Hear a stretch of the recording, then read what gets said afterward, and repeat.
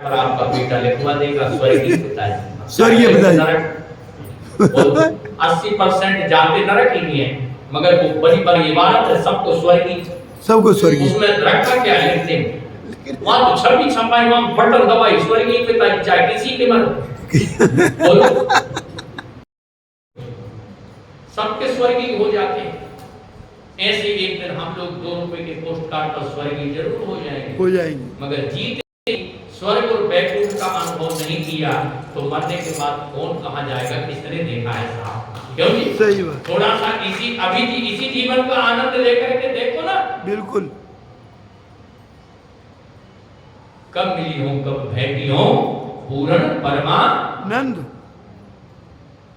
तो भक्तों का जो स्वयं है, भक्तों का जो चरित्र है, वो हमको अवलंब देता है, अवलंब देता है, आधार। बोल, कबीर के यहाँ डिंडोरा पीट दिया गया कि भोज भंडारा हंसी उड़ाने के लिए, बोलो। अब कबीर ने कहा घर में भोजन नहीं और भंडारा, घर में भोजन नहीं भंडारा, शाम को दिन भर मेहनत कुछ कमाते तो शाम को कुछ ले जाते, और यहाँ दोपहर में भंडारे का प्रोग्राम रच दिया ब्राह्मणों ने, कुछ बनारस के बदनाम करने के लिए पूरे बनारस में डिंडोरा पीट दिए गए। आज कबीर के यहाँ जरा भंडारा। कौन सा भंडारा? जरा भंडारा। अब तो सब बड़े बड़े लोटा लेकर के महाराज पहुंच रहे हैं। कबीर ने कहा भंडारी लोग कहाँ जा रहे हो? कहाँ जा रहे हो? बाबा आपके यहाँ। उसने कहा आज जरूर लट्ठे पड़ेंगे। इतने बड़े बड़े लोटा, 2-4 एक लोटा अगर ठोक गए तो खोपड़ी खत्म, पता न चले। कभी ने कहा भागो, जान बची तो लाख रुपए, क्यों?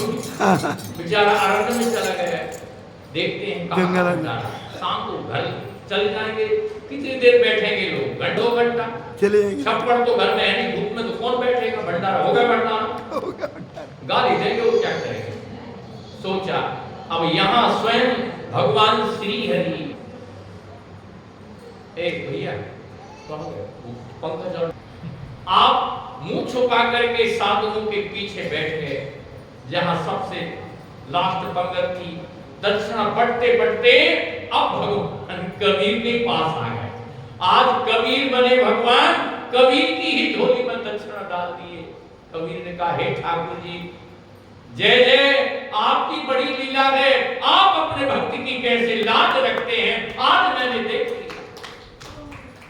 कहते भंडारा हुआ, अब तो पूरे और चारों तरफ और उनकी ख्याति फैल गई कि भंडारे तो बहुत हुए बनारस में, मगर कबीर जैसा भंडारा नहीं हुआ। तो भगवान अपने भक्त की कैसे लाज रखते हैं? कबीर ने कहा प्रभु ये क्या? ठाकुर जी ने कहा एक बात बताओ, तुम हमारे ही नाम से सब कुछ करते हो और हमारे प्रति ही तुमने समर्पण किया है, और ये काम तुम्हारा बिगड़ रहा था कि हमारा? बोल, भगवान बदनामी तुम्हारी नहीं हमारी होगी कबीर। तो भगवान को भक्त की बदनामी नहीं, भक्त की बदनामी में भगवान की बदनामी छुपी होती है। इसलिए भक्त के प्रत्येक कार्य को भगवान स्वयं करते हैं। बहुत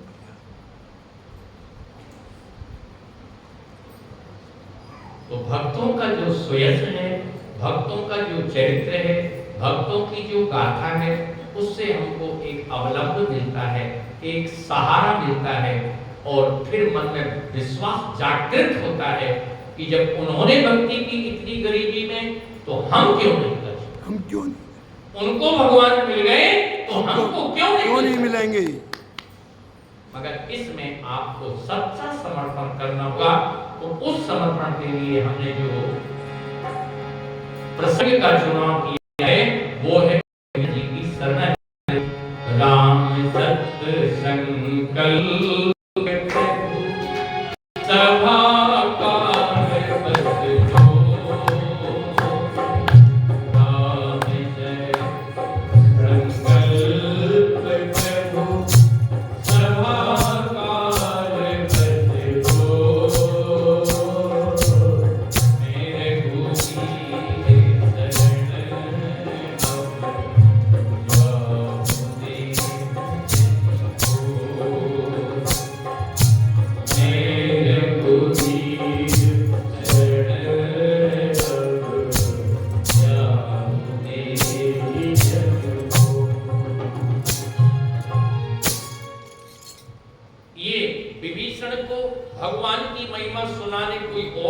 आया था।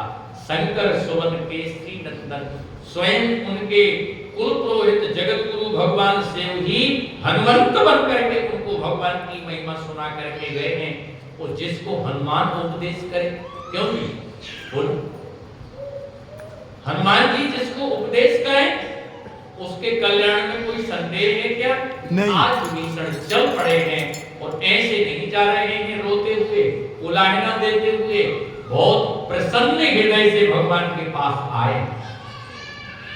कैसे आए हैं? प्रसन्न हृदय से। अभी आपकी कोई व्यवस्था में कमी हो जाए तो आप तत्क्षण अप्रसन्न हो जाओगे? तत्क्षण उसी समय। बोलो कि और तो सब ठीक है मगर व्यवस्था ठीक नहीं है, क्यों? यही होगा ना? बिल्कुल।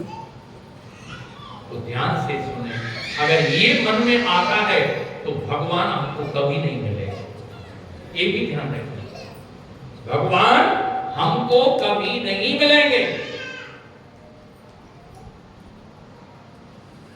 आप उनके चरणों में आकर के भी अगर व्यवस्था को ध्यान में रखते हो तो समझ लो आपके लिए व्यवस्था बड़ी हुई और विष्णु छोटा हो गया, परमात्मा छोटा हो गया। आज जिस स्थिति में हम वृंदावन को देख पा रहे हैं, क्या यही वृंदावन है? नहीं। क्यों जी? बोलो, जो हमको दिखाई नहीं देता है वो है वृंदावन। ये वृंदावन का स्वरूप कदापि नहीं है, समझ लो आप। जिसको आप देख रहे हो प्रेजेंट में, ये स्वरूप नहीं है। वृंदावन का वास्तविक स्वरूप तो कुछ और है। क्यों जी? उसको वो ही देख पाता है जो इन व्यवस्थाओं के आकर्षण में नहीं पड़ता है, उसको परमात्मा दिखाई देता है। जो इन व्यवस्थाओं में उलझ जाता है वो भगवान वृंदावन के जो विशुद्ध स्वरूप है ब्रज का, उससे वंचित रह जाता है। अभी भी आप ब्रज की माताओं का कल्चर देखोगे, अभी ये जुगल परिक्रमा चल रही थी हमारे यहाँ ब्रज में, समझ गया? 30 किलोमीटर की जुगल परिक्रमा होती है जिसमें वृंदावन मथुरा जुड़ा होता है, समझिए? अभी भी माताएं अपनी चप्पलें थैले में रखती हैं। कहाँ रखती हैं? थैले में। और थैले को रखती खोपड़ी पर। आप ध्यान रखो, और थैले में क्या क्या सामान रखा है उसका भी जरा पता तो करो। उसमें भोजन भी है, बोलो क्या है? भोजन। भोजन भी है, और हो सकता है जब करने की माला भी रखी हो, समझे? मगर चप्पल कहाँ रखनी है? सिर पे। बड़ा विचित्र कल्चर है। कहते हैं एक संत थे, वो ब्रजवासी के यहाँ भिक्षा के लिए गए, तो ग्वालन ने एक तरफ का भोजन उसके बच्चे कर रहे थे, एक तरफ का अभी सूखा था, तो उसी भोजन को वो दे देते थे। तो उस संत ने कहा, तेरा दिमाग खराब है, हम तेरे बच्चों का चुपका खाएंगे? वो चले गए निराश होकर के। और दूसरे दिन फिर आए लौट करके, तो क्या देख रहे हैं? वो बच्चा पुनः भोजन कर रहे हैं, मगर वो बच्चे नहीं हैं। अब एक बालक दिखाई दे रहा है कृष्ण, और एक बालक दिखाई दे रहा है बलराम। इसलिए यहाँ की उपासना में जुगल उपासना है, जिसमें आपको बालक और बालकों में आपस में छोटे छोटे दो बालक दिखाई दे तो कृष्ण बलराम, और दो कन्याएं दिखाई दे तो समझ लो आपको श्री जी का ही दर्शन हो गया। ये थोड़ा अलग हट करके देखना पड़ेगा। भौतिक दृष्टि से अगर भौतिक व्यवस्थाओं के माध्यम से ब्रज को देखेंगे तो ना संतों को समझ पाएंगे, ना भगवान को समझ पाएंगे। देखो, आप इसमें भी भेद पैदा कर लोगे कि नहीं? बिल्कुल। का जिनका बहुत प्रचार प्रसार है वो बड़े संत हैं, और हमारे गुरु जी का तो कोई प्रचार प्रसार नहीं होता है। बोलो, अब आपने पाप कमा लिया कि नहीं कमा लिया? पाप। और आप कौन से निश्चय करने वाले होते हो कि कौन बड़ा संत है, कौन छोटा संत है? बहुत सुंदर। आप कैसे निश्चय करोगे कि ये संत है, ये संत नहीं है? बोलिए ना, ध्यान से सुनो। मैं आप लोगों के बीच में नहीं, मैं लाखों उन लोगों संत की एक जैसी स्थिति के संत नहीं होते हैं। स्वभाव एक सा होता है मगर जीवन शैली सबकी अलग होती है। बोलो, कोई ऐसा भी साधु मिलेगा जो जल भी करके रहता है, वो कोई ऐसा भी साधु मिलेगा दिन में 10 बार खाता। तो आप किसको संत मानोगे भाई? दोनों को। आप तो उसी को संत मानोगे ना जो तुम्हारे मन में बैठ गया है, जो भोजन करता ही नहीं बता। क्यों जी? ये तो मानोगे ना, मानोगे कि नहीं? बिल्कुल। तो ये जो हमारी मान्यता है ये बिल्कुल गलत है। प्रियदास जी अपने 26 संत में कवित्व में कहते हैं, संत है अनंत गुण अंत गुण पावे जाको। जैसे भगवान अनंत है ऐसे ही संत भी अनंत है।